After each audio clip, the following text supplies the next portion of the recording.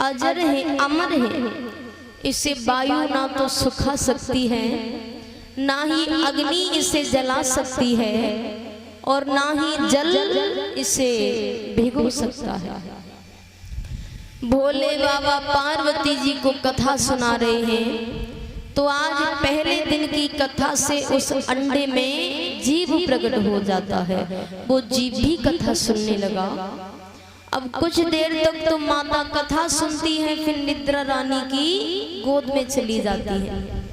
अब माता तो सो गई, उधर उस तोते ने सोचा कि माता तो सो गई, घूंघरा कौन देगा। देखिए तोते का ये स्वभाव होता है कि वो कोई भी शब्द अगर बार बार सुन लेना तो उसे दोहराने लग जाता है। अब माता तो सो गई, अब वो सूग बालक कह रहा है हूँ स्वामी, हूँ स्वामी। और भक्ति की चरम सीमा देखिए कि सूग बालक की आवाज महादेव जी को माता पार्वती जी की आवाज लग रही है। वो कथा कहते जा रहे हैं, कहते जा रहे हैं। किसी बात से वो अपने नेत्र खोलते हैं, माता से कहते हैं देवी आपने क्या समझा, लेकिन माता तो नींद में है, उठाते हैं। माता कहती मुझसे गलती हो गई, आप फिर से कथा कहिएगा, मैं नहीं सोऊंगी। महादेव जी कहते वो तो मैं कह दूंगा, लेकिन इतनी देर से अगर आप सो रही थी तो ये हूँ स्वामी कौन कह रहा था। नेत्र ऊपर जाते हैं, वो सूग बालक दिखता है। वो सूग बालक आगे आगे और त्रिशूल लेकर के महादेव जी पीछे पीछे। 3 लोग 14 भवन में घूम लेता है, कोई उसकी सहायता नहीं करता। कौन महादेव जी से बैर लेगा। तब वो सूग बालक कहता है कि दैत्यों से संकट आए तब देवताओं के पास जाना चाहिए, और जब देवताओं से ही संकट आ जाए तब किसके पास जाओ, तब ब्राह्मण देवता के पास जाइए। और ब्राह्मण देवता भी ऐसा जिसने कार्य भी ब्राह्मण वाले की हो, सिर्फ ब्राह्मण कुल में जन्म लेने से ब्राह्मण नहीं बन जाते।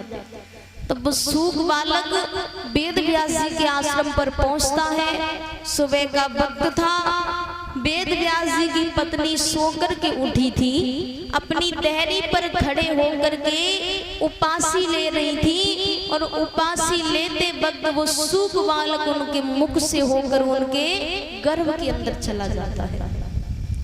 अब महादेव जी वेद व्यास जी के आश्रम पर पहुंचते हैं।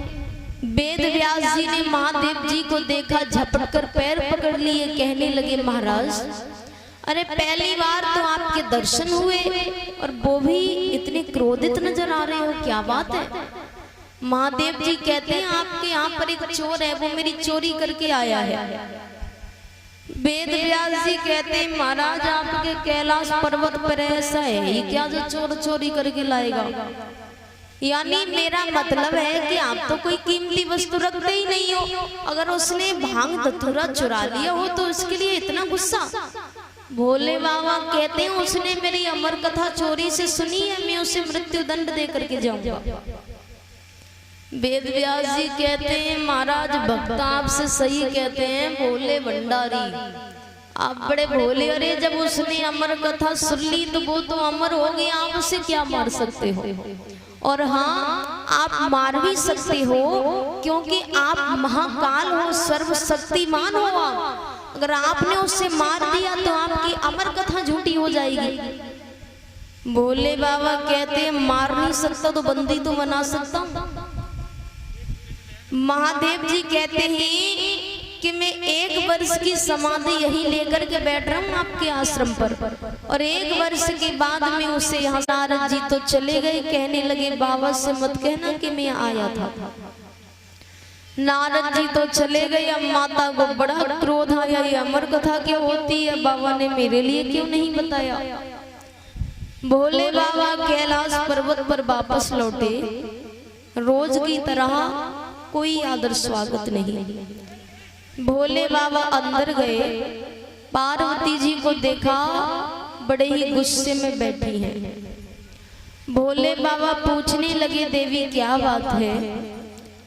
माता पार्वती जी कहने लगी भोले बाबा पार्वती जी से कहते हैं देवी क्या बात है, आपकी तबीयत तो ठीक है ना।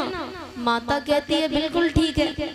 भोले बाबा कहते तुम्हारी तबीयत ठीक है तो आज हमें भांग नहीं मिली। माता कहती है जब देखो तब तुम्हें भांग घोट कर दूं, तुम्हारे बड़े बेटे को खीर बना कर दूं, छोटे बेटे को लड्डू बना कर दूं, क्या इसीलिए ब्याह कर लाए थे मुझे? और माता भोले बाबा से कहती हैं कि भोला भांग तिहारी